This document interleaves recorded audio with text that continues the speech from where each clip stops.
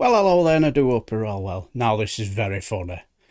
Well, after whoever it was responsible for cleaning up the bloody mess that was Rishi Sunak off the floor after his bruising PMQs, it was then Opposition Day debate and it was the SNP in charge, and it was clearly obvious what the debate was going to be about: Scottish independence. And it was left to Ian Blackford to plead the case. Well, Labour Party MP Alex Cunningham got a little excited.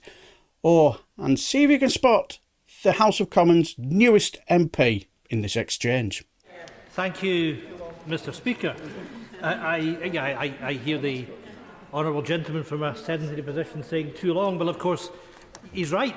Yeah. It's been too long that Scotland's been stuck in this union. And I look forward to the opportunity for my colleagues to leave this House for the last time when Scotland becomes an independent country. Too long. Indeed, it's been too long.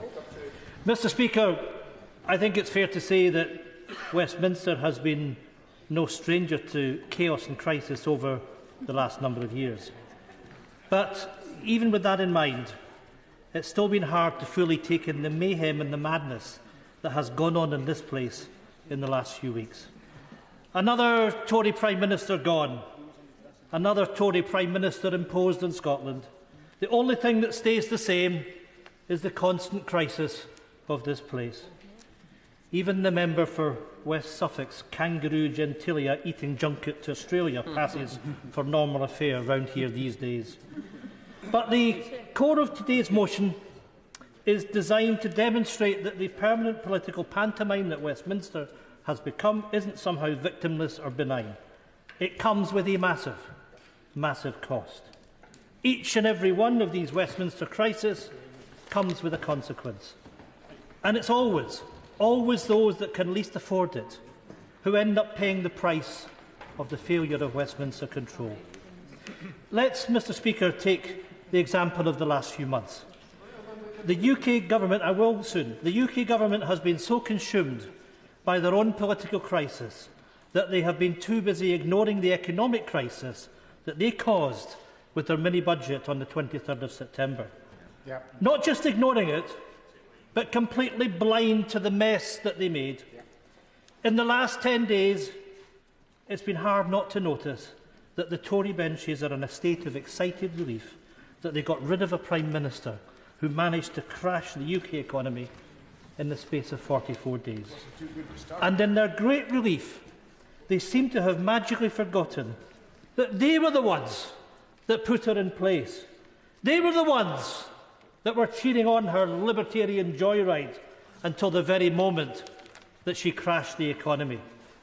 They may have gotten rid of the Prime Minister they put in place, but for ordinary people, the damage is already done.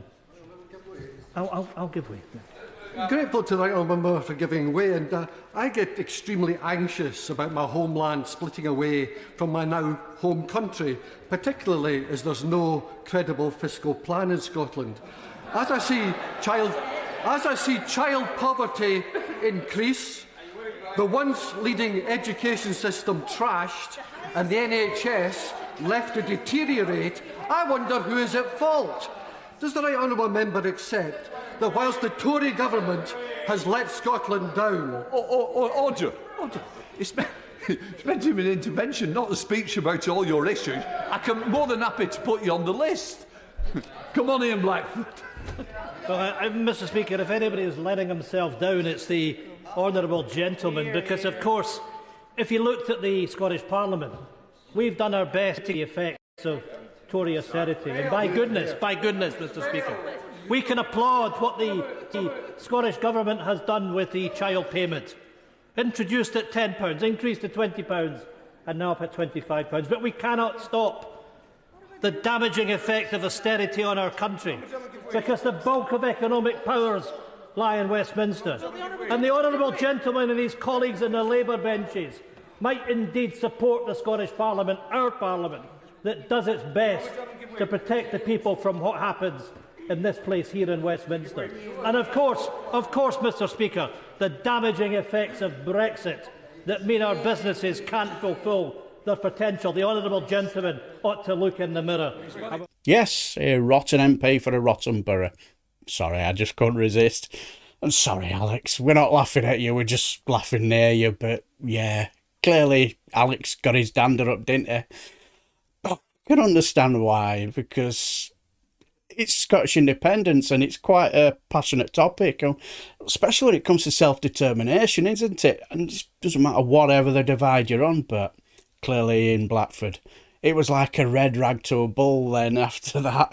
He wasn't going to miss out the opportunity to kick a man while he's down, metaphorically, I suppose. But spare a thought for the poor House of Commons' newest MP and his rather thick ear and tender nose. But anyway, I do hope you enjoyed the video, and till the next time, I shall bid you farewell and take care. Oh, there'll be a few of these, believe me.